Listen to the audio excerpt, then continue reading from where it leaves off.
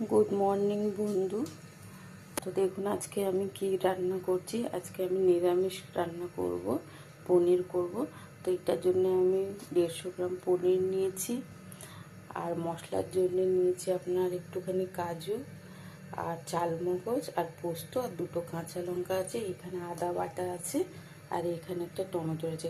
তো আমি টমেটো দিয়ে আর এইগুলো দিয়ে একটা পেস্ট করে নেব। আর ফোড়নের জন্য আছে আপনার একটা গরম মশলা একটু আছে, এতে একটু আমি জিরে দেবো। তো আপনারা দেখতে থাকুন ভিডিওটা। তো আমি এতে সাদা তেল দিচ্ছি, পনিরটাকে একটু ভেজে নেব।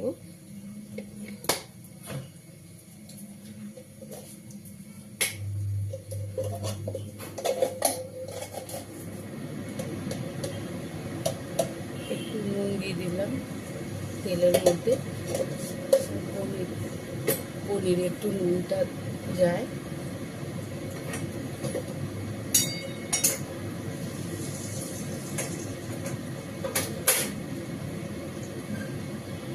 পনিরগুলো ছেড়ে দিলাম।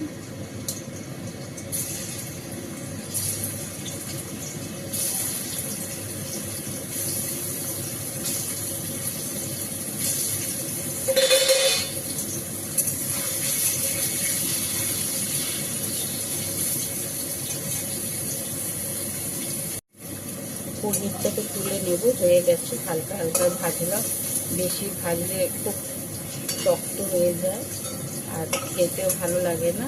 হালকা হালকা ভাজলে কি স্পঞ্জি একটা ভাব আসে, নরম নরম। তাই পনিরটাকে তুলে নেব, হয়ে গেছে। হালকা হালকা ভাজলাম, বেশি ভাজলে খুব শক্ত হয়ে যায় আর খেতেও ভালো লাগে না। হালকা হালকা ভাজলে কি স্পঞ্জি একটা ভাব আসে, নরম নরম। তাই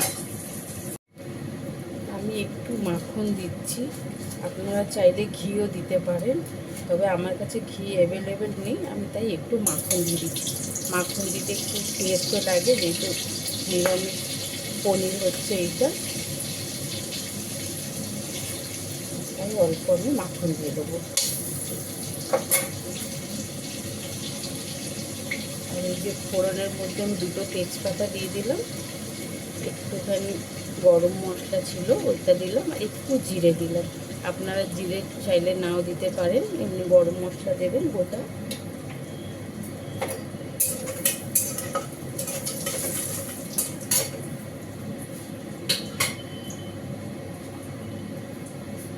আদা বাটা দিয়ে দিলাম। আদা বাটার একটু গন্ধটা বেরিয়ে গেলে আমি বাকি মশলাগুলো দেব।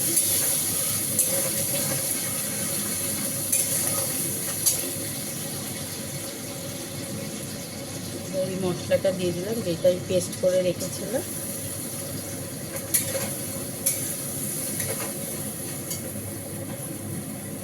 জারে একটু জল দিই, একটু গুঁড়ো লঙ্কা দিয়ে দিলাম, রঙটা এতে ভালো আসে।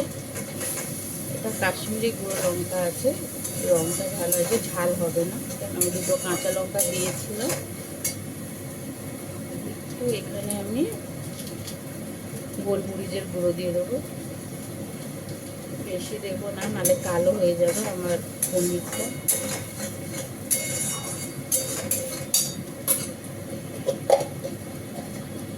স্বাদ মতো নুন দিয়ে দেবো।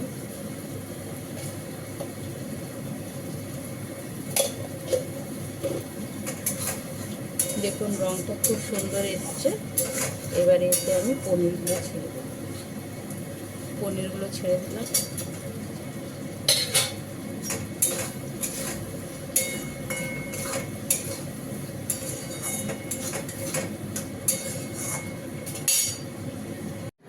তো দেখুন আমার পনিরটা হয়ে গেছে, আমি নামিয়ে নিয়েছি। তো যদি আপনাদের এই রেসিপিটা ভালো লাগে তাহলে লাইক কমেন্ট শেয়ার করতে ভুলবেন না। আপনাদের লাইক কমেন্ট শেয়ার আগামী ভিডিও করার জন্য উৎসাহ বাড়ায়। ভালো থাকবেন, সুস্থ থাকবেন। এখানেই ভিডিও শেষ করলাম। আমি একটু মাখন দিচ্ছি, আপনারা চাইলে ঘিও দিতে পারেন, তবে আমার কাছে ঘি অ্যাভেলেবেল নেই, আমি তাই একটু মাখন দিয়ে দিচ্ছি। মাখন দিতে একটু টেস্টও লাগে, যেহেতু নিরামিষ পনির হচ্ছে এইটা, তাই অল্প আমি মাখন দিয়ে দেবো।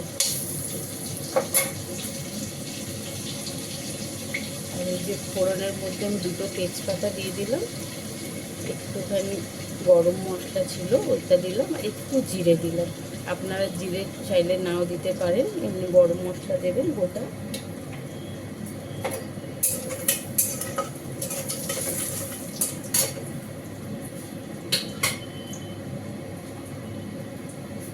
আদা বাটা দিয়ে দিলাম।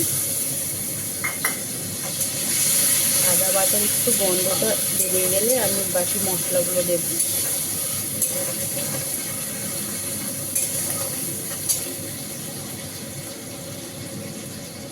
এই মশলাটা দিয়ে দিলাম যেটা আমি পেস্ট করে রেখেছিলাম।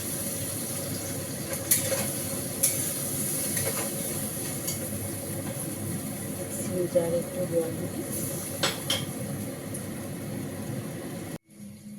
তো আমি এতে সাদা তেল দিচ্ছি, পনিরটাকে একটু ভেজে নেব।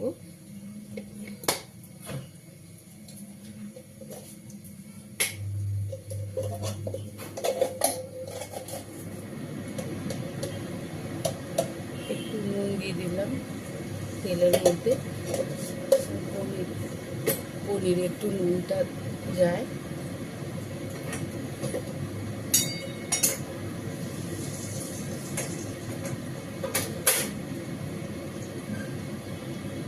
এগুলো ছেড়ে দিলাম।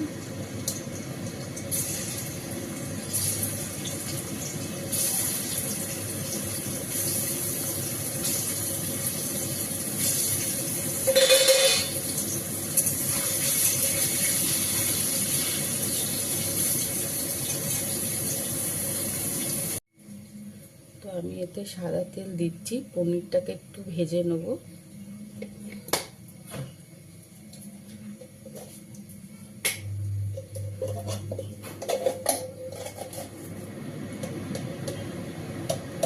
একটু নুন দিয়ে দিলাম তেলের মধ্যে,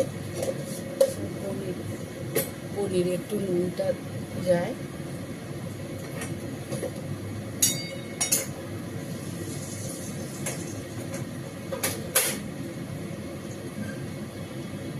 এগুলো ছেড়ে দিলাম।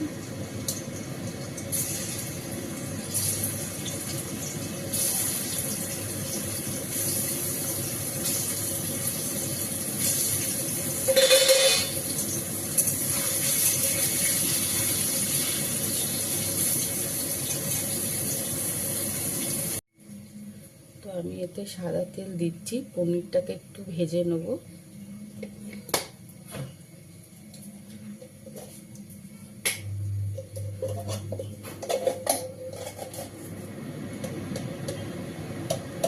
একটু নুন দিয়ে দিলাম তেলের মধ্যে, পনিরে একটু নুনটা যায়।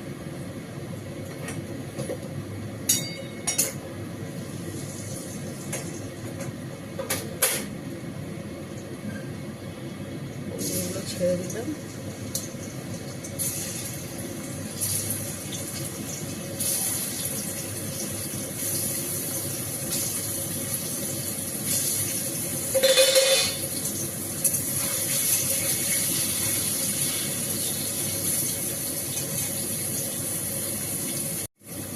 পনিরটাকে তুলে নেব, হয়ে গেছে। হালকা হালকা ভাজলাম, বেশি ভাজলে খুব শক্ত হয়ে যায় আর খেতেও ভালো লাগে না। হালকা হালকা ভাজলে কি স্পঞ্জি একটা ভাব আসে, নরম নরম। তাই পনিরটাকে তুলে নেব, হয়ে গেছে। হালকা হালকা ভাজলাম, বেশি ভাজলে খুব শক্ত হয়ে যায় আর খেতেও ভালো লাগে না। হালকা হালকা ভাজলে কি স্পঞ্জি একটা ভাব আসে, নরম নরম। তাই